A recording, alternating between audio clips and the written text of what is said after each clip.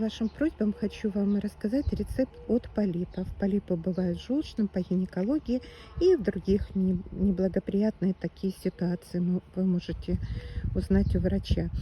Юка садовая, юка ничтая. Именно для полипов берется корень или листья юки.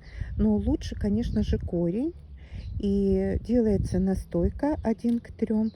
Настаивается 3 недели, пьется чайной ложечкой по 3 раза в день перед едой.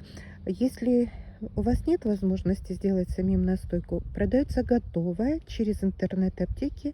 В поисковике забиваете «купить настойку юки садовой» и будьте здоровы.